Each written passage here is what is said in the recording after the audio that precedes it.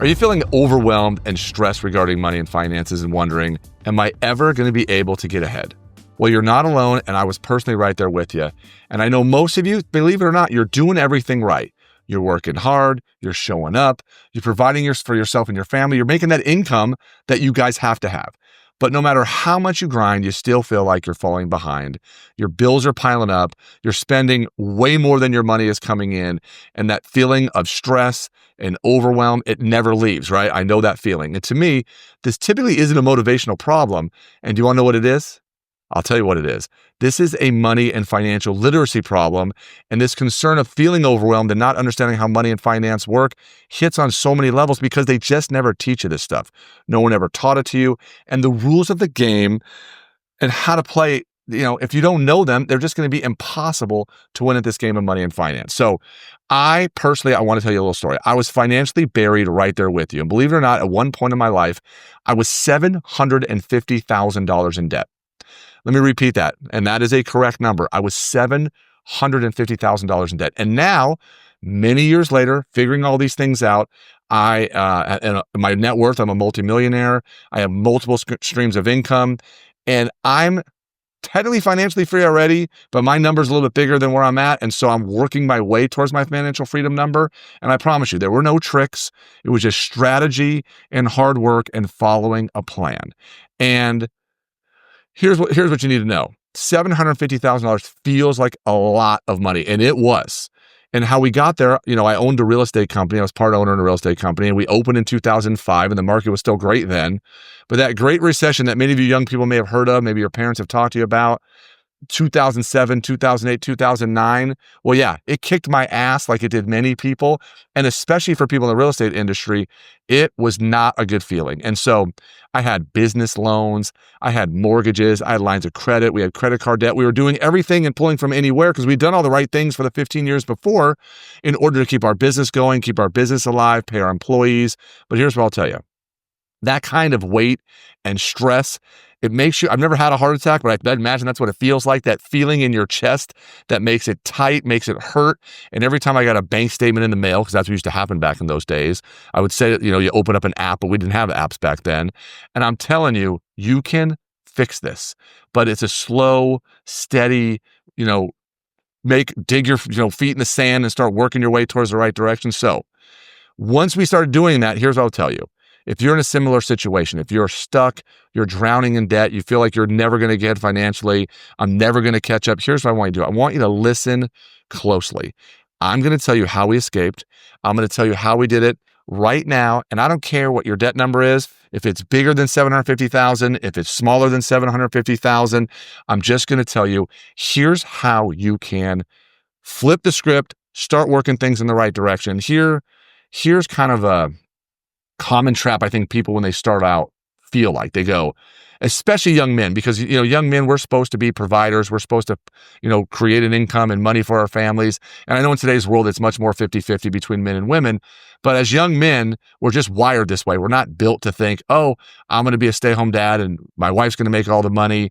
And I think it's just some ways harder mentally in a man's brain. Not that it isn't for a woman either, but men think financial literacy is this: I'll just budget better. So I'll download another app. We'll cut back on the food and the lunches and the coffee and the gym, and we'll try to save a few bucks. But the real trap is this: if we don't understand how money and finance move around, and we don't know what to do with our paycheck when we get it, and we chase more income because we think if we just make more, that will fix everything, you're just going to stay broke, and you're going to stay broke at a higher level. I know people that make 50 grand, 250 grand, 500 grand, and they're living paycheck to paycheck. So it's not about making more. Yes, making more with the right mindset and the right plan will help, but a lot of times making more just gets you into deeper debt, bigger problems, because if you don't understand how money and finance work, it's still going to be a problem. So let me give you a little perspective on this one. I started at that time reading everything I could about money. Now, I had a degree in economics, or a degree in finance with a minor in economics. So I learned about it in school, but I always felt like it was much more about business and how to run a company, and not so much in the personal world. And in the personal world, I should have paid attention to it more because it would have worked. But some of this was just bad luck on my part. So you're reading stuff not to try to get rich quick. You're reading things to understand basic financial literacy principles, things like how money works, how compound interest works, especially for you and against you over a long, long period of time. You need to figure out how taxes in your paycheck work. And if you don't have a plan, you're just not going to win. So wealthy people that get ahead financially, and wealthy, everyone has a different definition of what wealthy is, but they use systems, they put automation in place to protect their money and grow it. And that's kind of when the switch flipped and it hit me. It's not about how much I grind at work, how hard I work, because there are plenty of times I made really good money, but it's about how smart you are, how to use your nugget to make money and finance work for you and not against you. So if you don't know how this works, here's what we're going to do right now. We're going to talk about this. So the truth is this. It's brutal at first when you go look at your thing, but I'm telling you, it's going to free up your mind.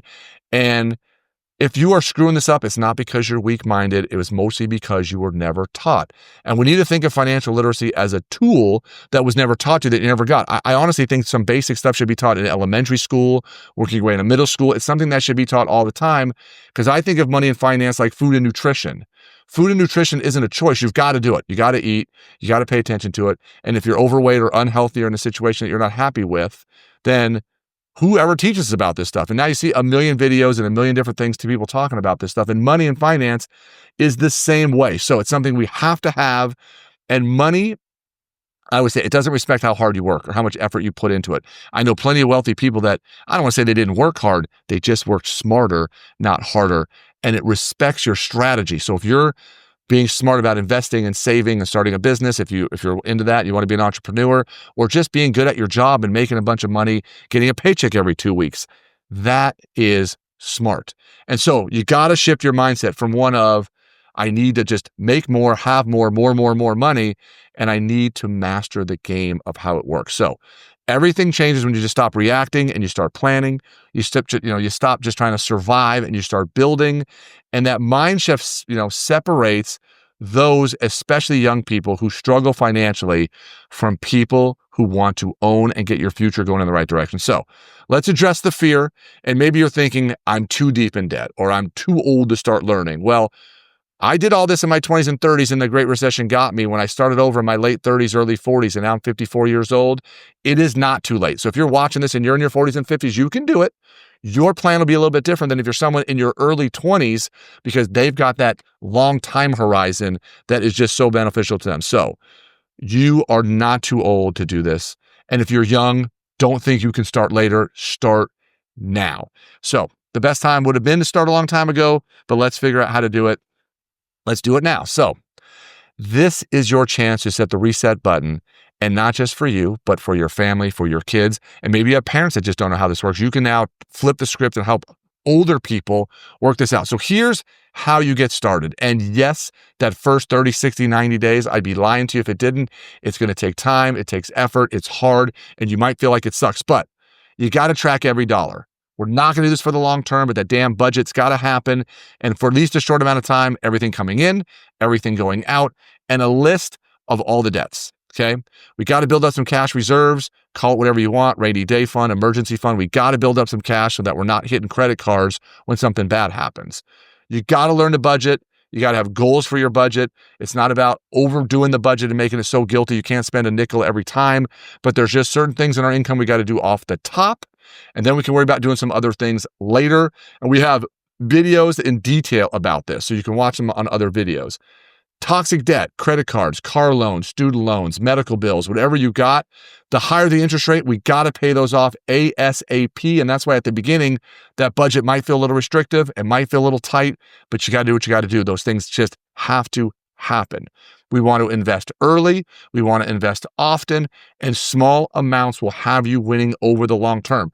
Go to the website I always send you to, Dave Ramsey's free tools, investment calculator, and watch. If you're 23, 4, 5 years old, watch how much small amounts of money over a long period of time become massive amounts. The problem is, in the short term, it doesn't feel like winning, and you want to feel like you're winning, but just know it's going to be small at first, but it will get bigger later. And by the time you're my age and in your 60s and 70s, it'll be so much money you won't even know what to do with yourself. And then you also have to learn about taxes, credit, how it works for you and against you, how interest and compounding work, and build up these habits. They're the foundation of all things financial literacy. So here's what I want you to take away from today's video. Since today we're just kind of trying to get your mind right and put you in the right direction, is this. Imagine for a minute a life where you get to choose how to spend your time, where you don't flinch when you have a car repair, a $500 copay for a medical expense, some sort of surprise bills happen. And imagine for a minute if you could grow up where you don't have to tell your kids, we can't afford this. You might choose not to do something. You might choose to do something because you don't want to spoil your kids, but it won't be because you can't afford it. It'll be because you choose to make a different decision because of it. So this is where your financial life will start, one decision at a time. So don't be financially illiterate, financially blind. This is where you have to start leading and learning financial literacy. Because let me tell you this, the most dangerous thing a young man or a young woman can be is uneducated about how money and finance work. Because if you don't understand how these things work, you are going to have a really, really hard time winning at this game. So subscribe to the channel, watch some of the other videos. There's some really basic stuff, very much the very early on videos where I was really trying to teach people how to do these things. And again, send me a DM, let me know what you're going to do first, and let me know how I can help you on your path to financial freedom. Not retirement, financial freedom. And the sooner and younger we can get there, the better.